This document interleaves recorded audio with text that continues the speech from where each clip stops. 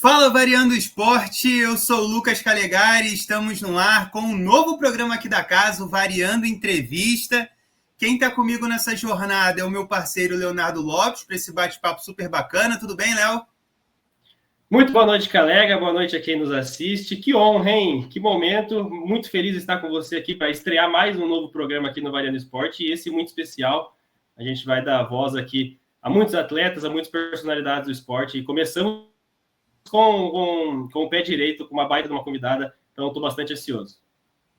É isso aí, como você já falou, nosso programa de estreia da nossa primeira temporada.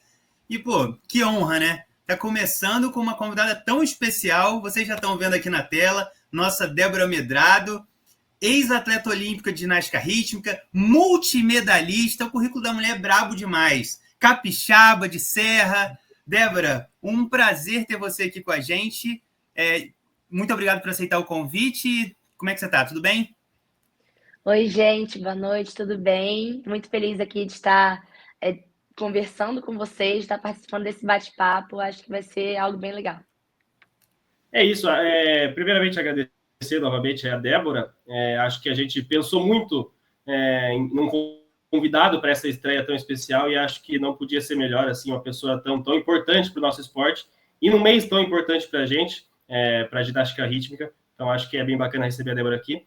E é isso, assim, eu queria saber, acho que é legal ela contar para a gente como é que foi esse início dela na ginástica rítmica, assim, como que surgiu esse interesse, essa paixão pela ginástica, se ela tinha alguma inspiração ali, até chegar ali na sua primeira competição. Como é que foi esse início, assim, se teve alguma inspiração familiar, ou então até mesmo de alguém que ela via e se inspirou para praticar o esporte, saber um pouquinho desse começo da Débora na ginástica.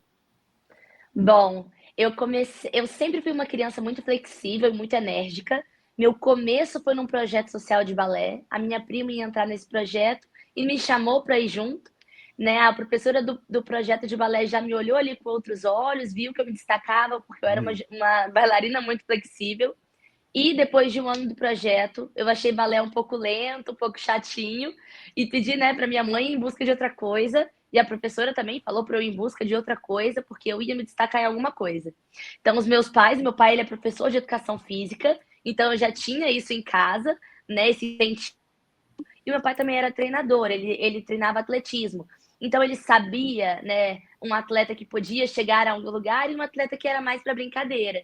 E ele viu potencial em mim. Então os meus pais foram em busca de outro projeto, porque a minha família sempre teve muitas dificuldades financeiras, e encontraram um projeto social na Universidade Federal do Espírito Santo. E ali eu me deparei com a ginástica. Tinha ginástica para todos, ginástica artística e a ginástica rítmica. Nossa, para mim ali era um parque de diversões. Eu me encantei com a ginástica rítmica e a professora já me olhou também, porque eu me destaquei mais uma vez. E a universidade ia entrar em greve uma época. E a professora entrou em contato com a minha mãe me acompanhava até lá, ficava todo o treinamento ali comigo, e falou para minha mãe para procurar um clube específico de GR, porque eu tinha talento e que eu ia chegar em algum lugar. Então, a minha mãe e meu pai conversaram, foram em busca de um clube, fui até um clube, fiz o teste. Assim que eu cheguei lá, eu fiquei admirada, porque eu achava que só eu conseguia fazer aquelas coisas no mundo inteiro. Só eu conseguia esparcar, só eu conseguia fazer as coisas da ginástica. E eu fiquei encantada. Fiz o teste, passei, mas precisava ser pago, né? Era pago. Então, era particular. Então, a minha mãe olhou assim no meu olho, viu aquele brilho no olhar e falou: não, a gente vai pagar, minha filha vai fazer. E os meus pais, minha família nunca mediram esforços, eles nunca questionaram nada, eles sempre me incentivaram tudo, por isso que eu devo muito a eles, eu sou muito agradecida. Assim que eu fiz o teste, passei, já nem fui para a escolinha, porque eu entrei com quase 10 anos, já é uma idade mais tardia para GR, as meninas entram com 5, 6, porque é um esporte que você se aposenta cedo, você se aposenta com 23 anos, 24, ali no máximo. Hoje as meninas estão indo até um pouco mais longe, 25 até 30 anos, tem ginastas, mas ainda é difícil isso acontecer, mas estão tentando fazer com que a carreira seja mais duradoura. Né? Assim que eu já entrei, eu já fui conquistando meu espaço. Eu lembro que eu fazia muita ginástica em casa, porque eu amava, fiquei uma viciada. Eu chegava do treino e ia assistir competição. Eu fazia tudo era a ginástica da minha vida. Então eu fui atrás do tempo perdido. né? Então eu fui conseguindo ter melhor manejo dos aparelhos, eu fui conseguindo fazer os corporais da ginástica, isso com essa força de vontade. Então, com muito treino, com muito esforço, com muitas horas extras, eu consegui ir conquistando meu espaço estadual, nacional e chegar até a seleção. Pô, demais, Débora. E, inclusive, era sobre isso que eu já ia puxar aqui, né? Falar sobre a seleção brasileira, assim. Aquela Déborazinha, quando pensou, pô, o balé, tô achando muito monótono e tal. Enfim, seu pai viu que você tinha talento. Qual que era o nome dessa professora aí que falou que você tinha talento, a primeira? Eu acho que era Camila. Acho que Vamos era agradecer a Camila. dona Camila aqui, É. hein? Pô, obrigado, dona Camila, aí. Foi um favor para a nação. Mas aquela mini Débora, pensava, tipo assim, tinha o sonho, pô, eu quero chegar na seleção brasileira. Eu achava muito distante ali quando começou, falou, pô, será? Tem tanta menina e tal, enfim. Como que foi ver seu nome ser convocado pela primeira vez, sua chegada na seleção brasileira, enfim, essa realização? Olha, no início para mim era toda uma brincadeira, né? Depois eu fui entendendo que era algo mais sério. O Espírito Santo sempre foi um celeiro de grandes ginastas e eu sempre tive esse contato com ginastas que foram para a Olimpíada, campeãs de Jogos Pan-Americanos, grandes treinadoras. Eu tive a oportunidade de treinar com muitas. Então isso abriu muito o meu leque, abriu muito a minha cabeça. E eu lembro que desde pequena meu pai ficava falando assim, Débora do Brasil, Débora do Brasil. Eu acho que isso martelou na minha cabeça até eu chegar na seleção. Né, ter essas meninas do meu lado, treinando lado a lado, foi muito importante, porque eu fui amadurecendo mais rápido, eu fui entendendo as coisas melhor. E, nossa, na minha primeira convocação, para te falar que eu nem gostava tanto de conjunto, eu preferia individual. Mas todas as oportunidades que eu tinha, eu abraçava, né? Eu não tinha muito leque de escolhas. Ou era isso e eu ia atrás, ou eu não ia, entendeu? E depois que eu passei para a seleção, depois de uns anos, a minha mãe veio me falar que se eu não tivesse entrado para a seleção, eu ia ter que sair da ginástica, porque meus pais não estavam mais conseguindo custear, né? E eu não sabia, eu só peguei a oportunidade, abracei e fui, né? Fui com muita força de vontade, assim. E quando eu fiz o teste para a seleção, aí depois a gente voltou para cada um para os seus estados, e foi, eu acho, no dia 23 ou 24 de dezembro de 2017, foi o meu melhor presente de Natal até hoje, saiu a convocação para a seleção. Nossa, foi uma mistura de felicidade com angústia, porque eu tinha 15 anos e eu ia ter que morar longe de casa. Mas a minha felicidade era maior, sempre foi o meu sonho representar o Brasil, sempre foi o meu sonho ir aos Jogos Olímpicos, né? Eu acho que eu conquistei muita coisa ali dentro. Espetacular. Ô, Débora, e até antes da gente entrar aqui nas suas conquistas, nessa carreira incrível que você tem, ainda nesse início de carreira, assim, eu queria que você destacasse duas coisas, assim. A primeira competição, eu queria saber se você lembra dela, como é que foi o frio na barriga, como é que era, como é que foi aquele sentimento. E também outra coisa, você falou da dificuldade, que obviamente a boa parte da nossa população tem. Eu queria que eu já vi você destacando muito o programa Bolsa Atleta, eu queria que você falasse a importância que ele teve na sua carreira. Eu lembro da minha primeira competição, foi o torneio estadual estreante, e eu acabei em segundo lugar, eu acho que eu tinha 4 meses de treino.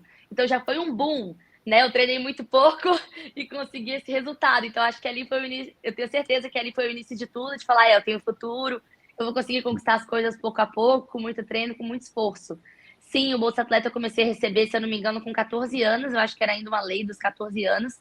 Foi depois dos Jogos Escolares, tenho quase certeza disso, que a minha primeira bolsa foi a estudantil, né, que foi de grande importância. Eu tenho um apego com os Jogos Escolares, porque os Jogos Escolares eu consegui os meus primeiros resultados nacionais e consegui ser vista nacionalmente, né? E sim, o Bolsa foi muito essencial, porque conseguia me ajudar em alguns custos, não em todos, mas alguma coisa dava uma folga ali para os meus pais, né?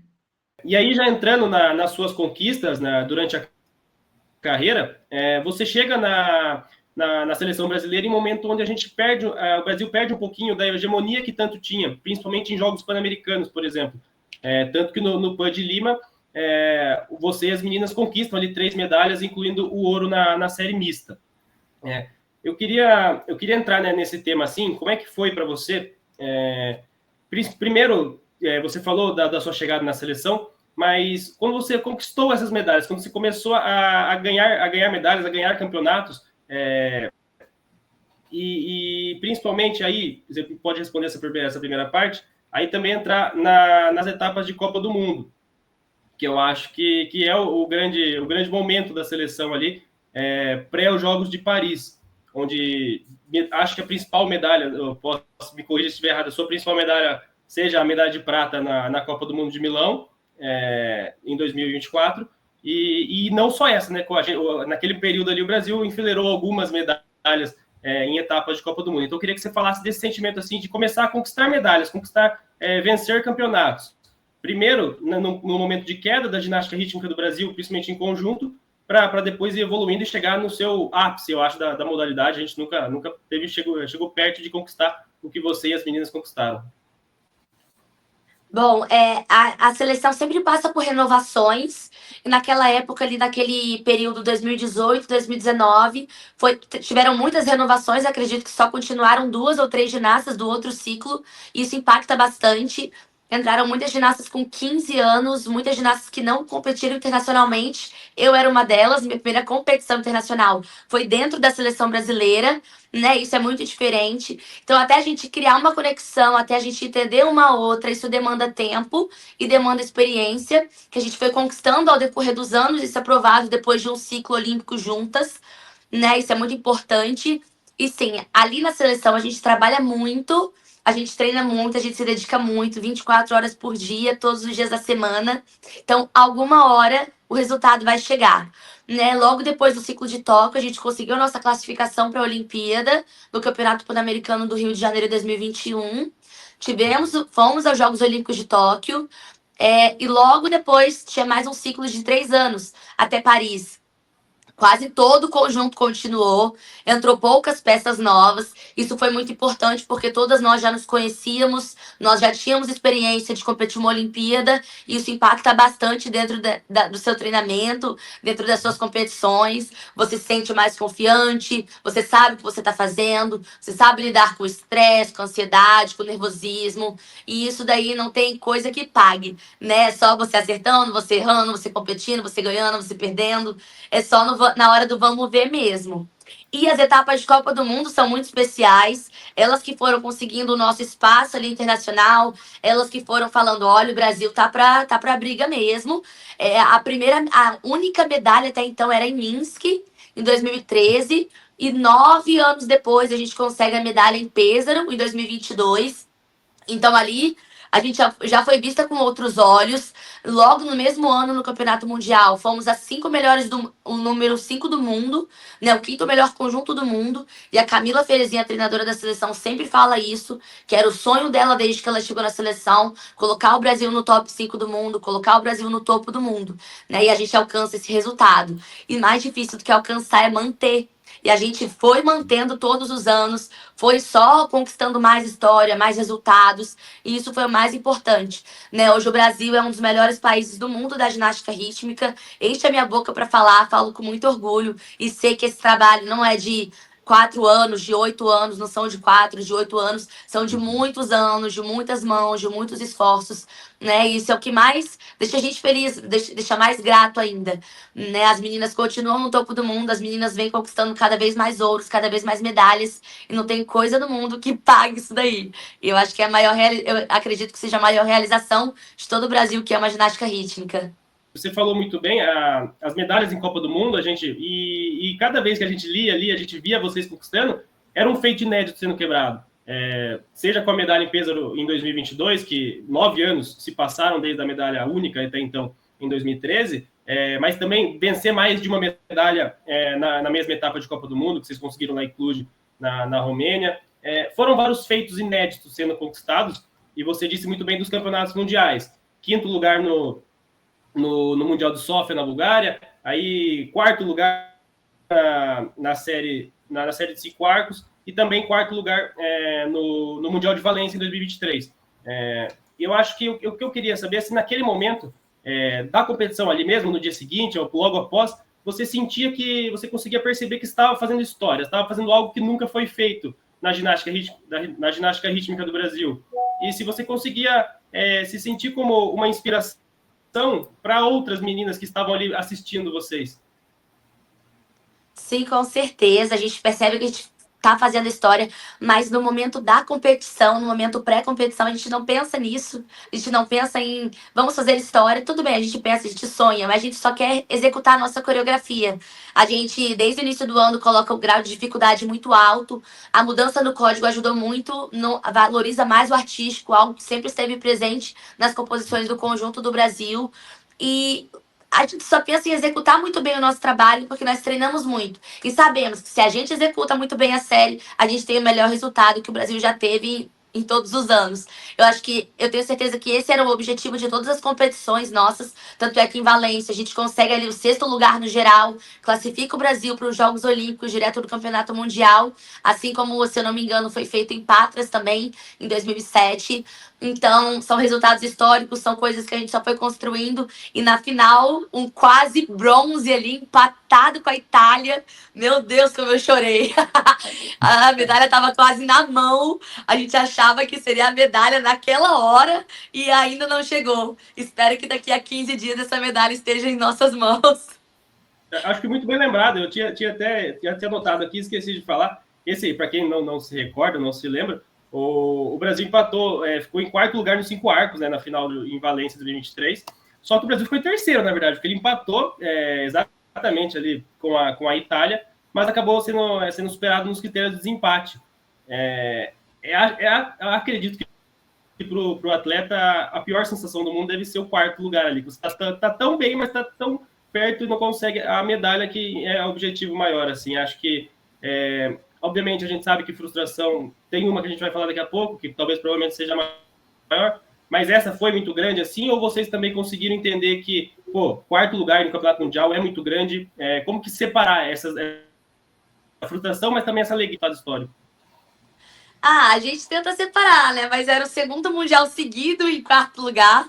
E em Sofia a gente também ficou em 4º na final de 5 arcos. E ali em Valência a gente também ficou em 4º, mas empatado com o 3º e por 0,05, pô. Não era nem 0,10. Então isso pegou bastante. A gente, claro, ficou um pouco triste por não conseguir, mas a gente também fica feliz por ter sido mais uma vez 4º lugar, por ter mantido mais uma vez uma grande posição. A gente sempre tenta levar o lado bom ali, né? A gente trabalhou muito. E a gente reconhece, a Itália está há muitos anos, ganhando muitas medalhas, elas realmente tiveram uma execução melhor e vamos trabalhar mais para conquistar no próximo. E o próximo está chegando. Tá chegando, e tá chegando. Daqui a pouco a gente vai puxar essa pauta aqui, porque eu tô ansiosíssimo já para esse Mundial aqui no Brasil. Mas antes, vamos falar um pouquinho sobre Jogos Olímpicos. Como eu falei no começo, você, nossa ex-atleta olímpica de ginástica rítmica, participou de 2 edições dos Jogos, você já comentou agora há pouco também, participou em Tóquio e em Paris. Em Tóquio, nosso conjunto ficou no 12º lugar. E vale contextualizar aqui rapidinho que só 2 vezes na história o nosso conjunto conseguiu chegar até uma final, né, da prova geral, que foi nas Olimpíadas de Sydney em 2000 e Atenas em 2004. E o ano passado, em Paris, todo mundo chegou com uma expectativa muito alta para pelo menos a gente conseguir repetir essa marca de fazer uma final olímpica, né? Vocês, comissão técnica, torcida, todo mundo, não tinha ninguém no planeta que não estava com essa expectativa, mas aí, infelizmente, acabou acontecendo a lesão da nossa Vitória Borges, que acabou complicando um pouco ali a nossa situação, e a gente terminou em 9º, uma posição fora só dos 8 que avançam para a final. Como que foi entre vocês ali esse momento ano passado nas Olimpíadas de Paris? Olha, logo após a gente não questionou nada, a gente só queria ajudar a Vicky. Não tinha o que falar, não tinha o que fazer, só tinha que ajudar mesmo. Acho que a empatia foi em primeiro lugar. Podia ter acontecido com qualquer uma. São fatalidades que acontecem dentro do mundo do esporte que machucam muito, mas foge do nosso controle. Tudo que estava dentro do nosso controle a gente fez. Todos os treinamentos, todas as recuperações, todas as mentalizações, visualizações, tudo que precisava se dedicar fora a gente fez. Realmente são coisas que não estão no nosso controle. Também as expectativas para a gente era de medalha, para ter uma noção. A gente não pensava só na medalha, a gente pensava do que eu falei no início, de fazer a nossa série bem feita, como nós vínhamos treinando. E o que a gente mais fazia era séries cravadas nos treinamentos, o que a gente mais mentalizava eram séries boas. E a gente fez a preparação perfeita, assim. Tava tudo muito perfeito. Depois da primeira rotação, acabamos em quarto, com sobra ainda, e não fizemos a nossa melhor série da vida. E mesmo assim, no misto, cravamos a série. A Vicky não conseguiu fazer as dificuldades corporais, que pecou um pouquinho ali na nota, mas a gente fez a série toda. A gente mostrou que nós estávamos preparadas, né? Fazendo umas contas assim, bobinhas. Ela fazendo as dificuldades, a gente poderia ter acabado no pódio no primeiro dia da classificação. Então, mais preparado, mais pronto do que a gente, eu acho que não existia conjunto nenhum. Mas, infelizmente, não foi da forma que a gente imaginou que poderia ter finalizado. Mas são coisas que acontecem, né? Quem tá dentro do esporte está sujeito a isso. Não aconteceu só com a gente, aconteceu com milhares de atletas. Então, cabeça erguida, foi o que aconteceu. Cada uma seguiu o seu ciclo e as meninas estão lá lutando para essa medalha chegar. Vai chegar. Você considera esse o momento mais difícil da sua carreira, Débora? Enquanto conjunto, sim. Enquanto conjunto e time foi o momento mais difícil pra gente. Ter que aceitar, né? Foram anos de preparação, foram 2 ciclos olímpicos para chegar ali, foram muitas provações durante o caminho, provando que nós éramos uma das favoritas, né? Que nós tínhamos capacidade. Na última Copa do Mundo antes da Olimpíada, na prova olímpica, nós fomos segundo lugar, com séries incríveis. Então, tudo estava mostrando que nós éramos capazes e a gente sabia que éramos capazes. Mas individualmente, a parte mais difícil para mim foi a parte da cirurgia do meu pé, né? Que eu adiei a minha Olimpíada de Tóquio. Ainda não tinha pandemia, não tinha cancelamento, não tinha nada. E o meu pé, o meu formato anatômico não era propício à ginástica rítmica. O meu segundo metatarso, ele era um pouco maior do que os outros. E nós ficamos 8, 10 horas em cima da ponta do pé. Então, todo o meu peso corporal ficava em cima daquele ossinho. E isso dava edema ósseo, fratura por estresse. Eu tinha que parar o treinamento, eu tinha que sair do treino, eu tinha que treinar de tênis. A gente fez tudo o que podia para não ter intervenção cirúrgica.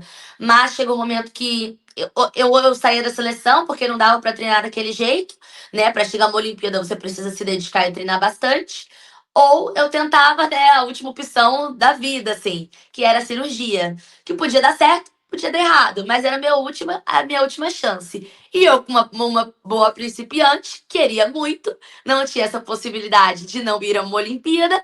Eu falei, não, eu vou fazer, eu vou voltar e eu vou para a Olimpíada. Então, em março de 2020, eu optei por fazer uma cirurgia nos 2 pés, eu diminuí o médico cortou meu osso e na hora que o osso consolidou, diminuiu o tamanho do meu osso para o peso tentar ser melhor sobrecarregado no meu pé enquanto eu treinasse. Então, 20, 30 dias depois da operação, a Olimpíada foi adiada, né? Eu consegui voltar, que foi muito difícil, porque eu dava 2 passos para frente, 3 passos para trás, sentia muita dor e eu me comparava com as meninas que já estavam treinando há muito tempo e eu não estava saindo do lugar. Então, para mim, individualmente, essa foi uma época muito complicada. Que bom que no final as coisas deram certo e eu cheguei ao meu primeiro Jogos Olímpicos. A minha próxima pergunta era justamente sobre isso, sobre essas provações que você passou na carreira. Você citou as lesões que teve, algumas cirurgias que foram necessárias, e aí já emendando o que você falou, fala da sua aposentadoria, né? Acho que você anuncia ali no final de 24, em novembro de 2024, né? Pouco depois ali dos Jogos de Paris, a sua aposentadoria e com 22 anos de idade, o que assusta algumas pessoas, principalmente que estão acostumadas com outros esportes. Eu queria que você falasse como é que foi essa decisão. Eu imagino que tenha sido muito difícil, mas que você mensurasse em palavras assim, o quão difícil foi tomar a decisão de se aposentar do esporte que você praticou a vida inteira, que ama a vida inteira. E também, se por algum momento passou pela sua cabeça que talvez não estivesse tomando a decisão errada, mas que era o necessário. Então, acho que dá uma análise disso aí, também ligando as suas lesões, que com certeza foram o que motivaram mais, né? Sim, eu sempre fui uma ginasta muito frágil e fraca, assim, e não importasse quantos fortalecimentos eu fazia, academia, preventivo de fisioterapia, todas as recuperações, eu sempre tive uma facilidade a mais por me lesionar, seja no pé, na canela, no quadril, no joelho, que eu também tenho cirurgia. Então, o meu corpo era algo muito complicado, né? E para treinar no conjunto, porque no conjunto é em conjunto. Se eu tô acertando sozinha, eu tenho que acertar junto com as quatro. Então, se as quatro estão acertando, eu tenho que acertar junto com as quatro. Então, isso é complicado também. E no início de 2024, eu meio que já sabia que seria meu último ano. Eu pensei em treinar e viver cada dia como se fosse o último, porque eu sabia que estava chegando ao fim.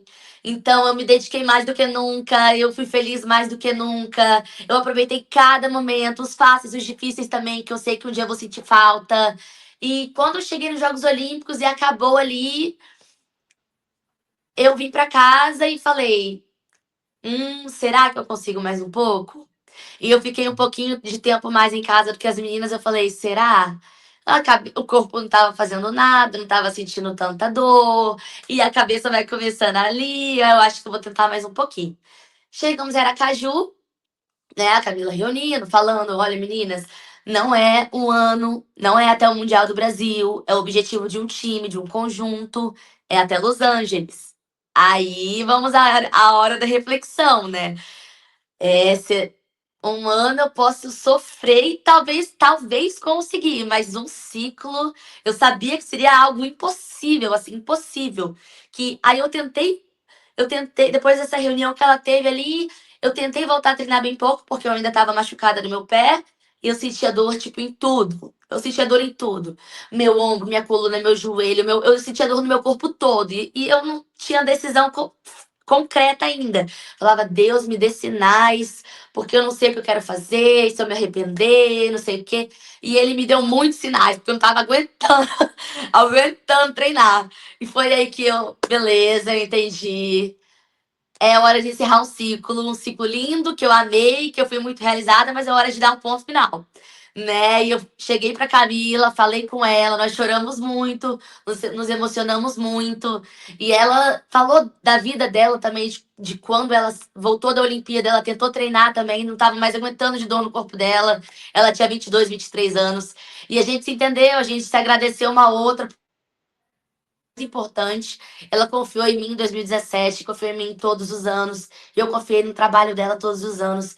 Eu acho que esse é o legado mais legal, sabe? Que deixa essa confiança, essa amizade para a vida toda. E eu tenho certeza que eu tomei a decisão correta. Eu saio assim, muito realizada com tudo. Não me arrependo de nada. Faria tudo 3, 4 vezes se fosse precisar. Se fosse preciso. E hoje eu vivo do outro lado. Esse ano eu ainda competi pelo meu clube no Campeonato Brasileiro. Mas eu tô mais agora do outro lado. Fiz o curso de arbitragem, passei no curso de arbitragem, sou árbitra nacional do brevet mais alto do Brasil, brevet 5.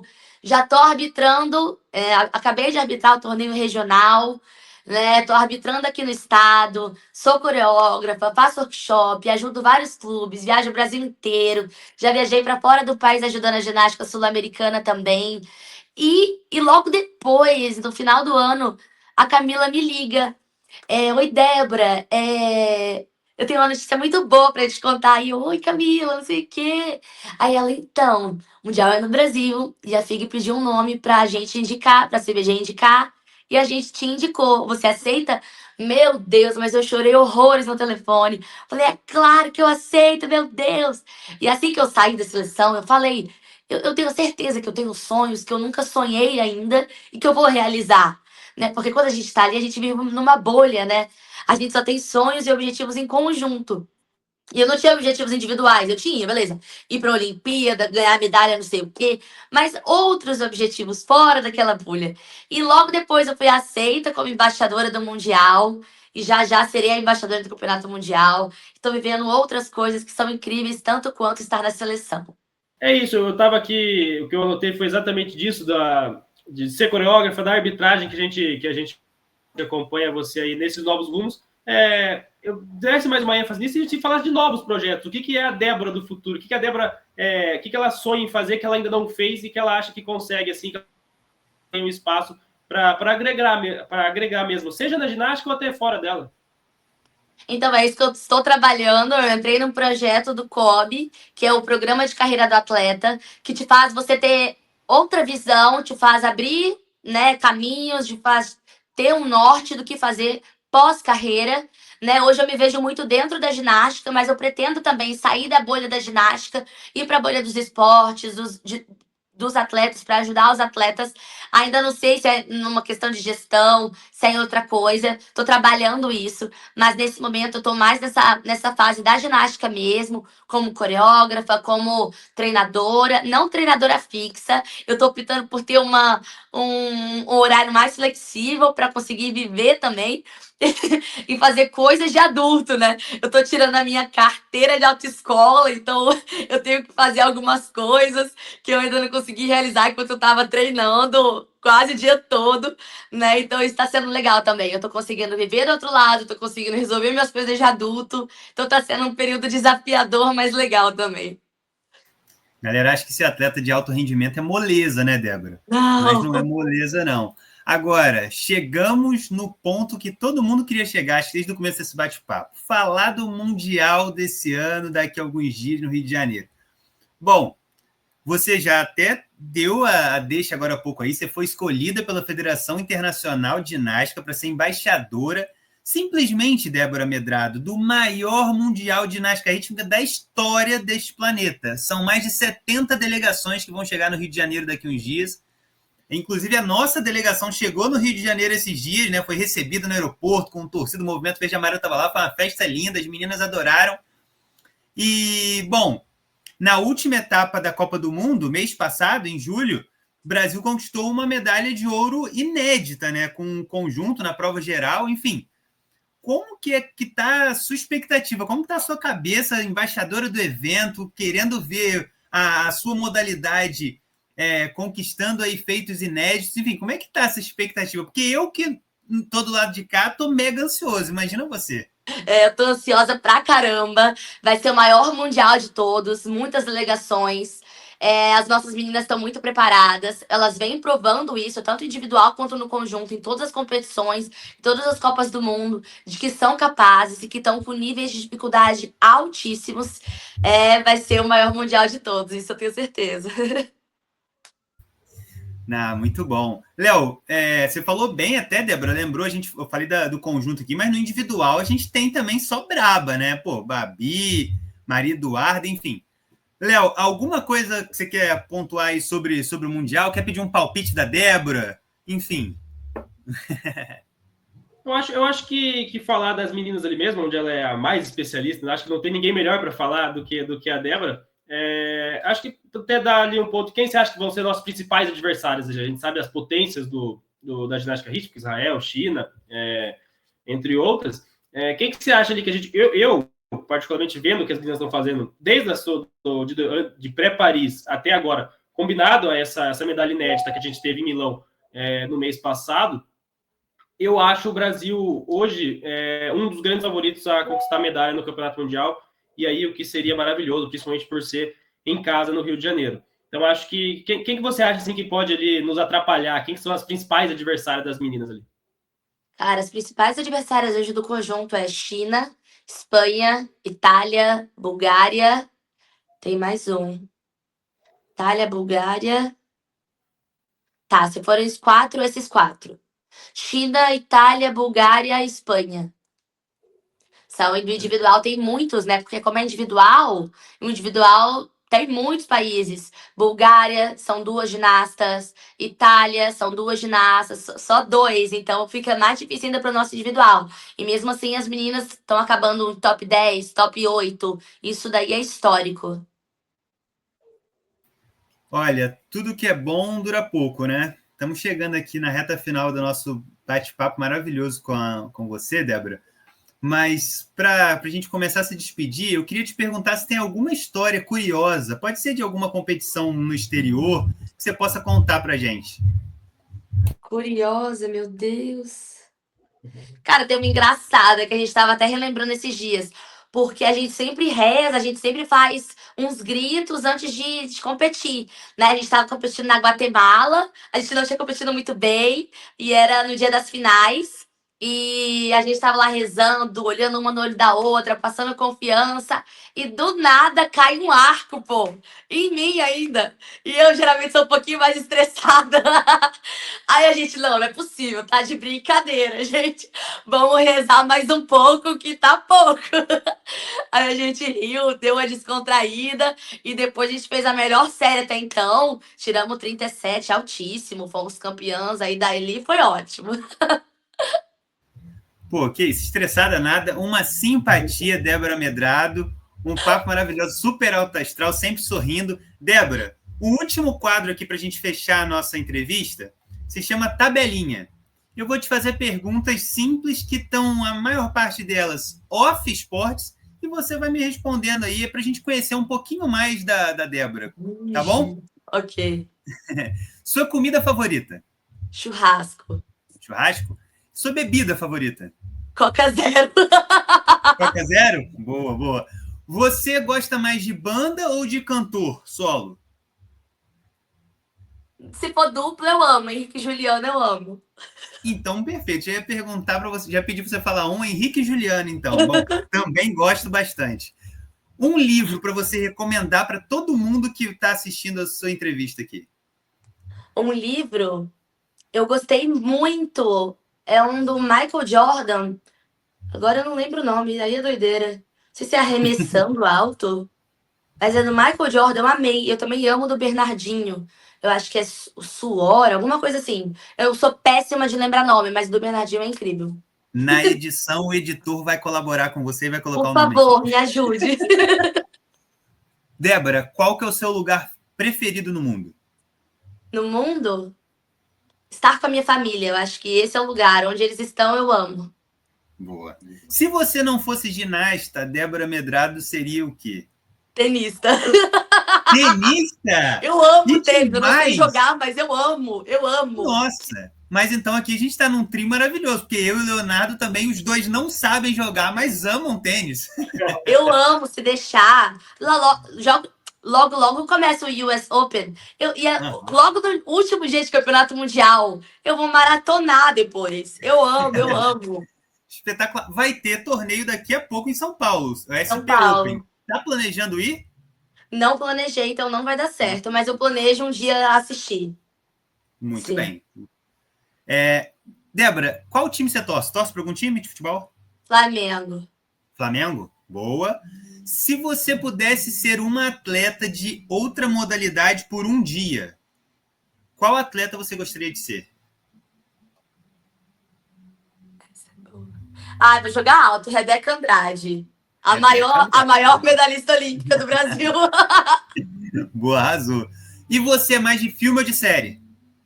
Cara, eu sou mais de filme, porque eu fico muito ansiosa com série. Só que hoje eu assisto mais. Eu lembro quando eu treinava, eu assistia série no meio do treino, eu queria terminar a série, eu não conseguia. Aí eu precisava maratonar e acabar logo. Então eu prefiro filme, que eu acabei, já fiquei mais calminha. Boa. E recomenda um filme aí pra galera. Esse filme. Não, posso recomendar a série? Que daí eu vou ser meio hipócrita.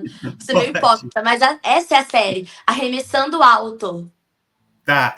Que é do Michael bom. Jordan. Eu acho que é essa série. Se não for arremessando alto, é algum arremessando. Ou é arremesso. É isso mesmo. Perfeito. Maravilha. Bom, um sonho, Débora Medrado? Um sonho? Muitas medalhas do Brasil no Campeonato Mundial. Boa. Um hobby da Débora que ninguém sabe? Um hobby? Nisso que eu preciso melhorar, porque eu só treinava, então eu não tenho coisas fora. Mas um hobby, ok, andar no shopping. Nem fazer compras, eu amo andar no shopping. Bom hobby, eu também gosto bastante desse hobby. E qual personalidade da história do planeta Terra você gostaria de conhecer? Pode até ser uma que já morreu há muito tempo. Tipo, sei lá, Santos Dumont. Cara, Rafael Nadal, eu sou muito fã. Podia ser 3. O Big Three. O Big Three? Que Sim. isso? Vamos combinar essa resenha, incrível, então. Nós 3 aqui, nós 3 e eles 3. Seria perfeito. Que isso, bom demais.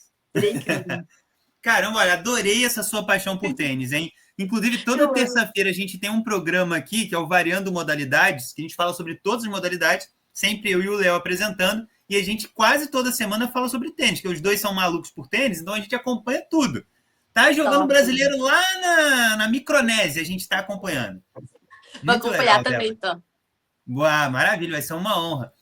Débora, muito, muito obrigado. Léo, passar aqui para você se despedir da Débora agora também, enfim, seu encerramento.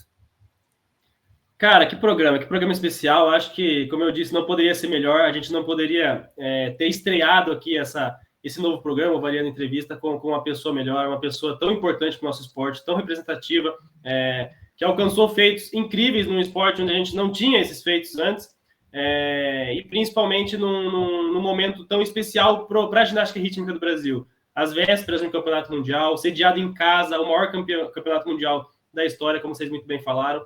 Então, só agradecer assim mesmo, cara. A Débora, ela é isso aí, né? A gente vê na televisão, em outras entrevistas, a simpatia, tudo, e agora que a gente está podendo fazer aqui, a gente vê que de fato é tudo verdade. Esse sorriso aí que ficou tão caracterizado, né? Tão emblemático na seleção de ginástica rítmica, é tudo verdade, é tudo muito incrível. Então, só agradecer mesmo, programar. Muito obrigado por ter aceitado o nosso convite. Foi bacana, espero que possa acontecer mais vezes. Débora, só te agradecer. Confesso que eu estou até meio arrepiado aqui, porque já estou começando a pensar no Mundial daqui a pouco. Ó, para você que está assistindo a gente, a partir do dia 20 de agosto, do dia 20 ao 24, Mundial de Ginástica Rítmica, Parque Olímpico da Barra da Tijuca, no Rio de Janeiro. Tem ingresso ainda, não tem, Débora? Tem ingresso. Tem ingresso, né? Tem ingresso, corre lá. Se não der para comprar, não der para estar fisicamente lá, acompanhe pela televisão, transmissão pra caramba, acompanhe o Instagram da Débora, enfim, sucesso demais para a nossa delegação lá no Mundial, em Los Angeles, né? Para o nosso esporte como um todo. Muito obrigado, Débora. Se quiser fazer algum agradecimento, alguma mensagem final, fica à vontade. Agradeço a oportunidade de estar aqui falando da minha história, falando da nossa ginástica rítmica, que eu tanto amo e fui tão feliz. Tenho certeza que ainda serei muito feliz nesse caminho do esporte. Obrigadão. É isso, pessoal. Variando Esporte encerrando aqui esse primeiro episódio da nossa primeira temporada do Variando Entrevista. Foi muito bacana o papo. Voltaremos com mais convidados do mundo do esporte aqui para a gente estar conversando bastante, trazendo muitas curiosidades e fatos legais. Valeu, obrigado, Léo, obrigado, Débora, obrigado você que está assistindo. Até mais. Fui!